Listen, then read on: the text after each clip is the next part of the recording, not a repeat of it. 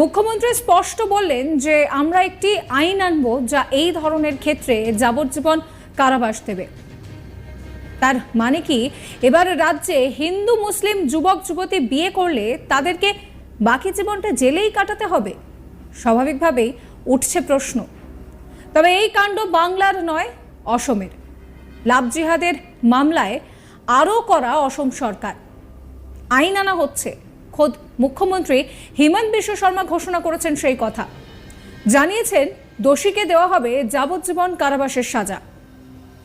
রবিবার গুয়াহাটিতে রাজ্য বিজেপির এক বৈঠক কর্মসূচি ছিল। সেখানেই নিজের বক্তৃতায় অন্য ধর্মের বিয়ে বা লাভ জিহাদ নিয়ে মন্তব্য করতে শোনা গেল হিমন্ত বিশ্ব শর্মাকে। তিনি জানান যে নির্বাচনের সময় আমরা লাভ জিহাদের কথা বলেছিলাম, শীঘ্রই এই সংক্রান্ত আইন আনা হবে। মামলায় যাবজ্জীবন কারাবাস দেওয়া হবে দোষীর। এছাড়াও অসমে আরও কয়েকটি নতুন আইন আনার বিষয়ে ঘোষণা করেছেন হিমন্ত। সেগুলির মধ্যে একটি হলো হিন্দু ও মুসলিমদের মধ্যে জমি কেনাবেচা সংক্রান্ত আইন।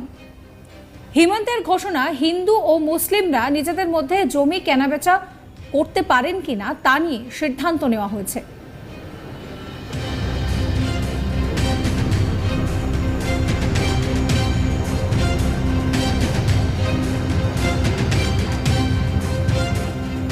কি বলছেন হিমন্ত বিশ্ব শর্মা, শোনাবো আপনাদের।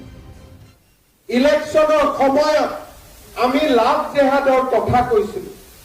অসমত আমি অহা কিছুদিনৰ ভিতৰতে এখন নতুন আইন আনিম, য'ত নেকি লাভ জেহাদৰ কাৰাদণ্ড আজীৱন কাৰাদণ্ডলৈ আমি ৰূপান্তৰ কৰিম।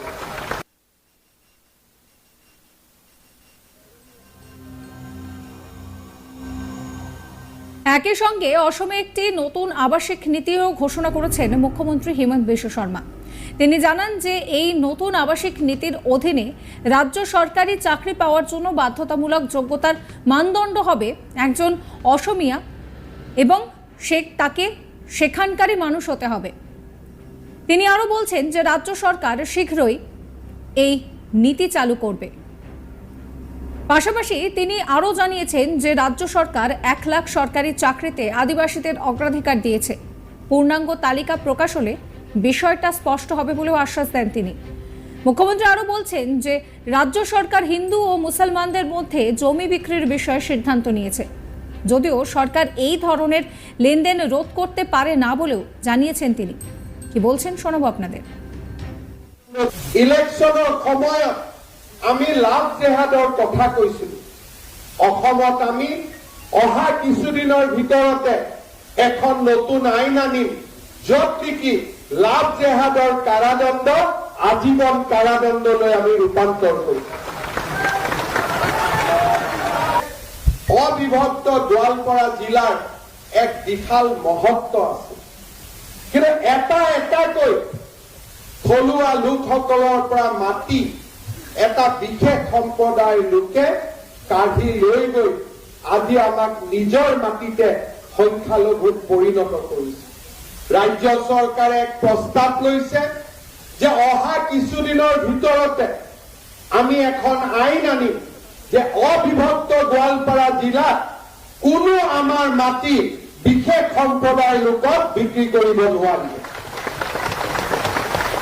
জনজাতীয় লোক, অনুসূচিত জাতিৰ লোক, অন্যান্য পিছপৰা সম্প্ৰদায়ৰ লোকৰ মাজত যিখিনি মাটি বাচি আছে, এই মাটিখিনি আমি আৰু ট্ৰান্সফাৰ হ'বৰ কাৰণে দিব নোৱাৰো। আগতে ইণ্টাৰ ৰিলিজিয়ন মাটিৰ ট্ৰান্সফাৰ হৈছিল। হিন্দুৰ মাটি মুছলমানে কিনিছিল, মুছলমানৰ মাটি হিন্দুৱে কিনিছিল। কিনা বেচাত আমি বাধা দিব নোৱাৰো।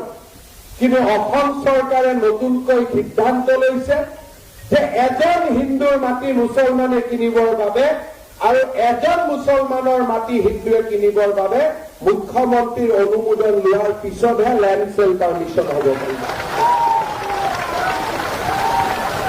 এই বিধানসভাত আমি আৰু এখন আইন আনিব গৈ আছো যে বৰপেটা, মাজুলী আৰু বটদ্ৰৱাৰ মাটি থলুৱা লোকৰ বাবে কোনেও কিনিব নোৱাৰিব। তাৰ থলুৱা মানে গুৱাহাটীৰ জন থলুৱা নহয়, মাজুলীৰ জনহে মাজুলীত থলুৱা, বৰপেটাৰ জনহে বৰপেটাত থলুৱা, বটদ্ৰৱাৰ জনহে বটদ্ৰৱাত থলুৱা।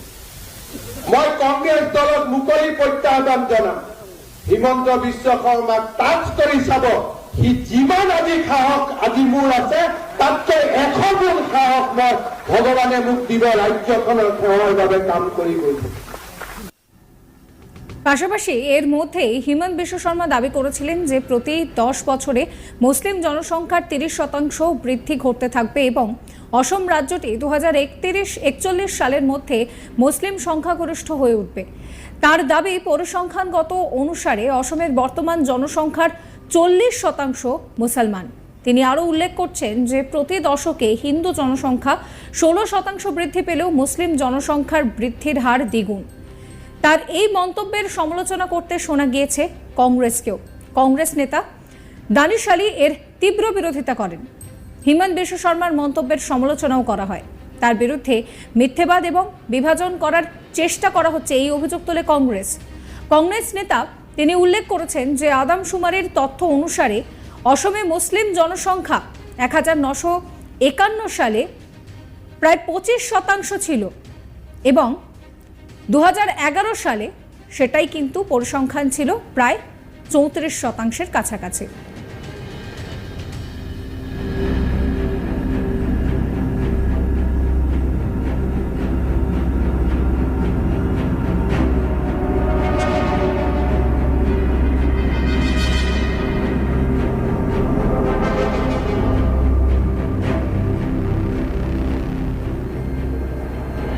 এই পরিস্থিতিতে দাঁড়িয়ে ফের একবার লাভ জিহাদ নিয়ে বিতর্কিত মন্তব্য।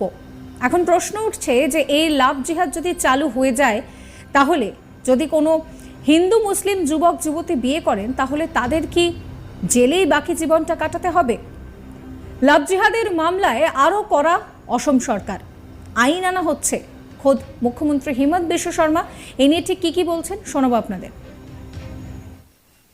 ইলেকশনের সময়ত আমি লাভ জেহাদৰ কথা কৈছিলো।